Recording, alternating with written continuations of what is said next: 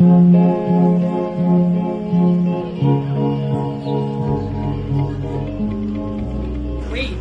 before Netflix, YouTube, TikTok, what did Filipinos do for entertainment? Magandang araw, everyone. Welcome to our vlog. Today, we are traveling over about 300 years from now to explore literature over during the Spanish period. This was the time when Spain colonized the Philippines. Along with their culture, they introduced new forms of literature that influenced Filipino beliefs, traditions, and values. And today, we'll talk about the four most important literary forms: the religious literature, corrido and awit, passion and sinaculo, and florante at laura. So grab your imaginary time machine.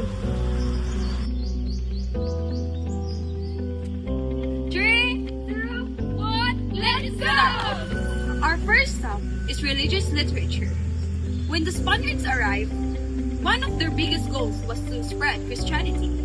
But here's the challenge. How do you teach thousands of people without power, without projectors, and definitely without a Wi-Fi?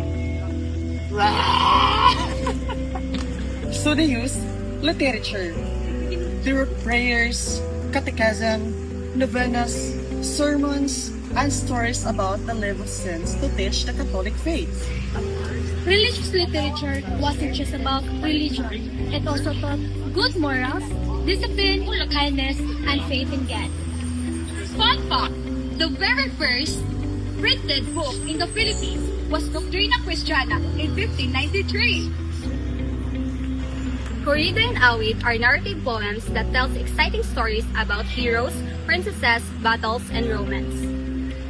Corrido is usually written in 8 syllables line, and it's recited at a faster pace. It often features a magical adventure and extraordinary heroes. Awit, on the other hand, is written in 12 syllables line. It more focuses on emotions, love, honor, and noble values.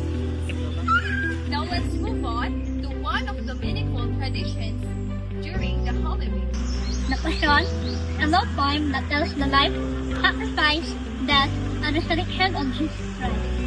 It is chanted every Halloween as a way of praying and remembering Christ's sacrifice. And then, there's the Sinaculo. It's not Netflix, it's not K-drama, it's actually live stage play showing the passions of Christ. Both tradition helps strengthen the Catholic faith and continue to be practiced in many Filipinos and communities today. Finally, we have one of the greatest masterpieces of the Philippines literature. It is called Florante at Laura. It was written by Francisco Balagtas. At first, it looks like a simple love story, but if you read deeper, Actually about freedom, justice, patriotism, and standing against oppression. Balagtas cleverly hid his criticisms of Spanish rule by setting the story in Albania. The story teaches us love, courage, and forgiveness, and fight for what is right, that values that never grow old. So what did we learn today? Literature isn't just about reading old books. It's a reflection of history Our culture, our faith, and values that shape the Filipino people.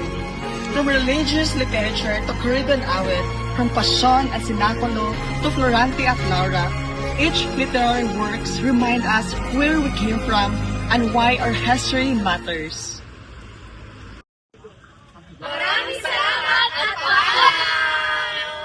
E a bunda dela bate, bate, bate, bate, bate, bate, bate, bate. E o grave faz